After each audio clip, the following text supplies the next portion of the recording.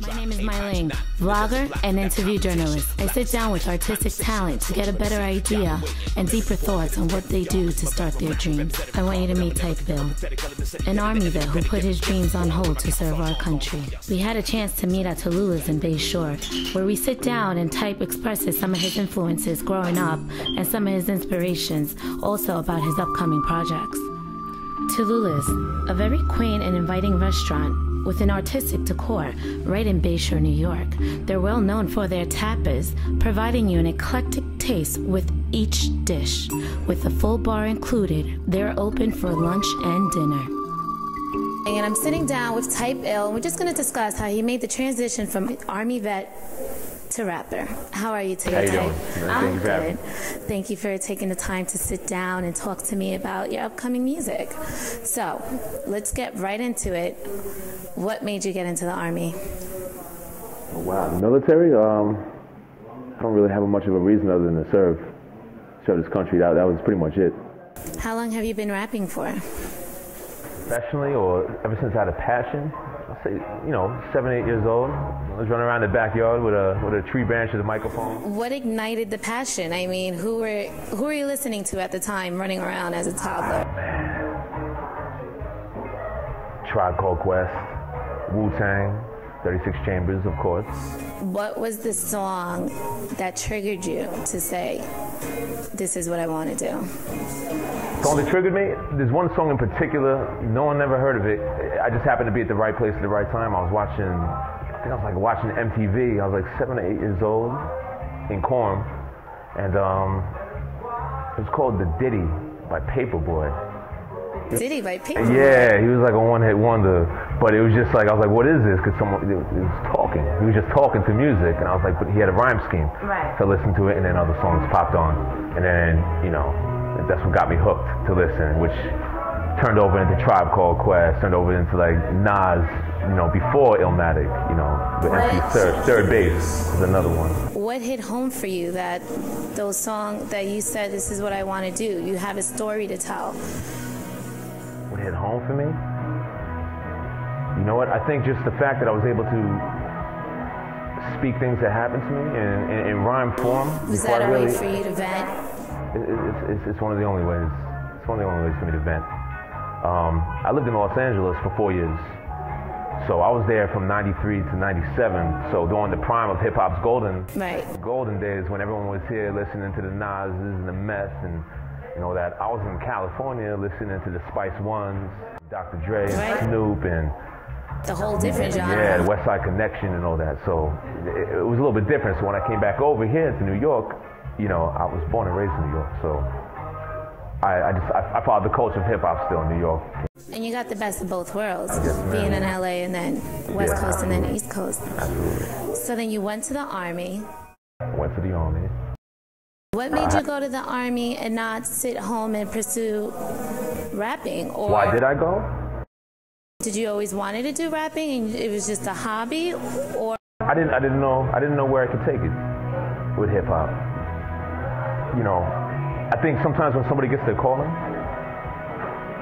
if I feel something in my gut, I just go with it, Right. When it comes to anything, whether sports, school, subject, But with the military, I love rhyming, I love rapping, but I don't think I understood the importance of pursuing like studio time, quality, hip hop career and whatnot. So I served, USA all the way. So I just joined and I did my thing. Right. And listening to some of your tracks, I noticed that you do rap a lot about being in the Army.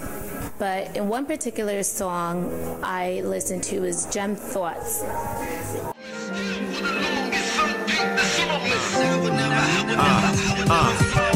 It's been a year since I finally graduated, thinking I'd be happy, but I'm slowly getting aggravated. Where my dudes at? My one cat had a brand new jack, hit my house up, left the state. And I feel that particular track is almost your baby to you because you speak about influences that you've had in high school and some of the decisions that you've made, and also including going to the Army. Can you talk a little bit about that track and what were you thinking in your mindset at that time to write those words? Because I feel like that was a starting point for you to bring out who Typ Ill is.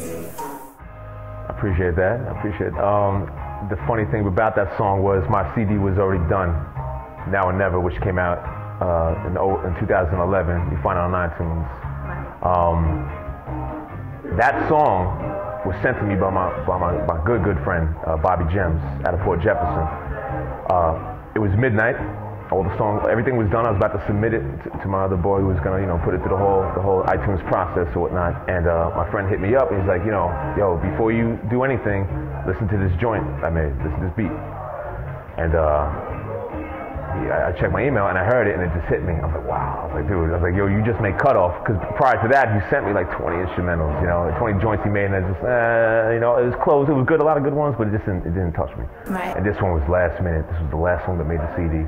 This is the last beat that was sent to me. So it kind of just flowed the way it struck a nerve, Right. So I felt obligated to put my life into that joint from as a civilian, high school, adolescence, juvenile, growing up, then military, and then just putting my emotions to friends I had who passed away, and, right. and my daughter, and so I don't know if that explains it. It just kind of flowed out. I mean, I think within the words itself, it definitely reflects that it was a transition in your life that you said, this is what I want to do. And I wanted to speak up to date, I wanted to speak as if it was that time. I didn't want to speak in past tense. I said it's been a year since I finally graduated, thinking right. I'd be happy. I wanted to speak as if I was in that time period, you know right. what I mean? So where are we today? Today we're moving forward. Gem Thoughts is something that'll always be near and dear to me, but with the attention span out there nowadays, I got to keep it moving. So right. I got a new joint coming out called The Turning Point. It's going to be available in about a month and a half, 2 months. I don't want to put any time limits on it, hopefully sooner. There's a lot of backing on it, a lot of support, a good street team. My label DCM, Deep Concepts Media. Shout out to Mickey Knox and Menza. We got features from Nature, Ali Vegas, production from the Snow Goons, based out of Germany. Okay. A couple of the homeboys. So you're taking this international? Yeah, yes ma'am. I got production from Italy, Canada, Germany, North Carolina, New York. And in one particular track, I got two of my local favorites that I co-signed for from the island that is on there as well. So, okay. You know what I mean? Type, someone like me, who we come from two different cultures, how can I relate to your music? What is one of the messages that you want me to receive? I think anyone who could relate. I've always felt like I'm a people person. I shoot for the underdogs, I've noticed in my lifetime, people who do relate to my music are people who go through a struggle one way or another.